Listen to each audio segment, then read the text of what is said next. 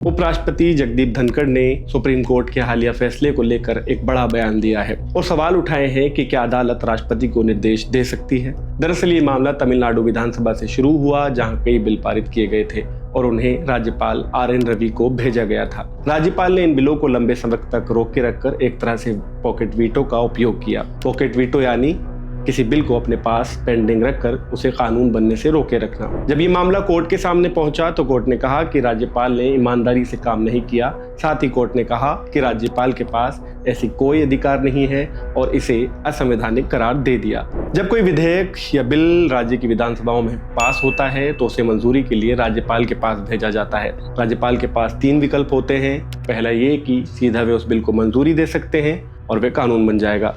दूसरा, अगर उन्हें बिल में कोई दिक्कत लगती है तो वे उसे सुझावों के साथ वापस विधानसभा को भेज सकते हैं। अगर विधानसभा इस बिल को फिर से वैसे ही पास कर देती है तो इस बार राज्यपाल को मंजूरी देनी ही होती है, चाहे उनके सुझाव माने गए हों या नहीं। तीसरा विकल्प यह है कि राज्यपाल उस बिल को राष्ट्रपति के पास भेज दे। ऐसा तब किया जाता है जब बिल हाईकोर्ट की शक्तियों को प्रभावित करता है या संविधान से जुड़ा कोई बड़ा मामला उस बिल में होता है। अगर राष्ट्रपति के पास बिल जाता है तो उनके पास भी 2 विकल्प होते हैं। पहला ये कि या तो वे उस बिल को मंजूरी दे दें या फिर बिल को वापस भेज दें। अगर राज्य वही बिल दोबारा पास करके राष्ट्रपति को भेजती है तो राष्ट्रपति को अंतिम फैसला लेना होता है कि उसे मंजूरी देनी है या नहीं। ध्यान देने वाली बात यह है कि संविधान में कहीं भी नहीं लिखा है कि राज्यपाल या राष्ट्रपति को कितने दिनों में फैसला लेना है, यानी वे चाहें तो बिल को लंबे समय तक अपने पास रोके रख सकते हैं।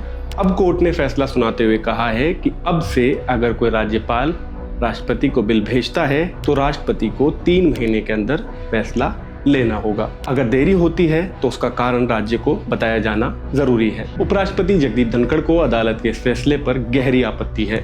उन्होंने कहा कि मैंने कभी नहीं सोचा था कि ऐसा दिन देखना पड़ेगा जब सुप्रीम कोर्ट राष्ट्रपति को निर्देश देगा। राष्ट्रपति एक संवैधानिक संस्था है जिन्हें संविधान की रक्षा की शपथ दिलाई गई है। कांग्रेस प्रवक्ता सुप्रिया श्रीनेत ने उपराष्ट्रपति के इस बयान पर कहा, मैं तो उपराष्ट्रपति के बयान पर टिप्पणियां करने में संयमता बरतूंगी। काश ये संयमता उन्होंने भी सुप्रीम कोर्ट पर बयान देते वक्त दिखाई होती। मैं तो ये जानना चाहती हूँ कि जिस तरह से तमिलनाडु में राज्यपाल ने राज्य सरकार के कानूनों को रोककर संविधान की धज्जियां उड़ाई, उसके बारे में उपराष्ट्रपति का क्या कहना है। क्या वे ये नहीं देख रहे हैं कि आज राजभवन उन लोगों से भरे पड़े हैं जो बेशर्मी से RSS के एजेंडे को आगे बढ़ा रहे हैं और बीजेपी की लाइन पर काम कर रहे हैं। अपने बयान में उपराष्ट्रपति ने आगे कहा कि संविधान के अनुच्छेद 145(3) के तहत सुप्रीम कोर्ट को सिर्फ संविधान की व्याख्या करने का अधिकार है, लेकिन अब तो आर्टिकल 142 एक न्यूक्लियर मिसाइल बन गया है जिसका इस्तेमाल अदालतें लोकतांत्रिक संस्थाओं के खिलाफ करने लगी हैं। भारत के संविधान का अनुच्छेद 142 सुप्रीम कोर्ट को ये ताकत देता है कि वे किसी भी मामले में पूरा न्याय यानी कंप्लीट जस्टिस कर सके, मतलब ऐसा फैसला दे सके जिससे इंसाफ पूरी तरह से बहाल हो जाए। इसका मतलब यह है कि अगर सुप्रीम कोर्ट को लगता है कि सिर्फ कानून के हिसाब से फैसला देने से इंसाफ अधूरा रह जाएगा तो वे अपने विवेक के आधार पर आगे बढ़कर आदेश दे सकता है। कांग्रेस नेता रणदीप सिंह सुरजेवाला ने उपराष्ट्रपति जगदीप धनखड़ के बयान से असहमति जताई। सुरजेवाला ने कहा कि सुप्रीम कोर्ट का यह फैसला पूरी तरह से सही है और राज्यपाल और राष्ट्रपति की शक्तियों को संविधान की सीमाओं में बांधने की बात इसमें कही गई है। उन्होंने कहा कि भारत में सबसे ऊपर अगर कोई है तो वे संविधान है। प्रधानमंत्री या राज्यपाल जैसे पद भी संविधान के दायरे में ही आते हैं। सुरजेवाला ने यह भी सवाल उठाया कि क्या राष्ट्रपति किसी कानून पर हस्ताक्षर देने में बहुत ज़्यादा वक्त ले सकते हैं।